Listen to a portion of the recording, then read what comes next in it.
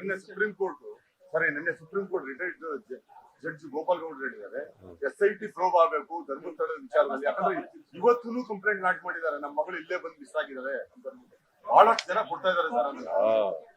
ನಾವು ಯಾವುದೇ ಗೋಪಾಲ್ ಗೌಡ್ರು ಹೇಳೋದಕ್ಕೆ ಅಥವಾ ಹೇಳದೇ ಇರೋದಕ್ಕೆ ಪರಾನೂ ಇಲ್ಲ, ವಿರೋಧನೂ ಇಲ್ಲ. ಕಾನೂನು ಪ್ರಕಾರ ಮಾಡ್ತೀವಿ, ಸರ್ಕಾರ ಕಾನೂನು ಪ್ರಕಾರ ಮಾಡಬೇಕು.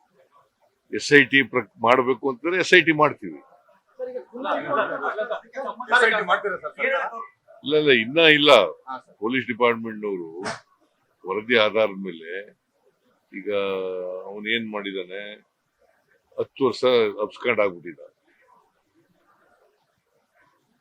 ಅವನು 164 ಸ್ಟೇಟ್ಮೆಂಟ್ ಕೊಟ್ಟಿದ್ದಾನೆ ಪೊಲೀಸ್ ಮುಂದೆ.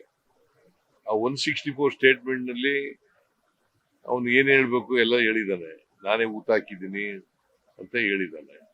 ಆ ಎಣೆಗಳನ್ನ ತೋರಿಸ್ತೀನಿ, ಬೇಕಾದ್ರೆ ಊಟ ಹಾಕಿರೋ ಜಾಗ ಕರ್ಕೊಂಡವ್ರು ಮಾಡ್ತೀನಿ ಅಂತ. ಪೊಲೀಸ್ನವ್ರು ಏನ್ ಹೇಳ್ತಾರೆ ನೋಡೋಣ, ನಾಳೆ ಇವತ್ತು ನಾಳೆ ಒಳಗಡೆ.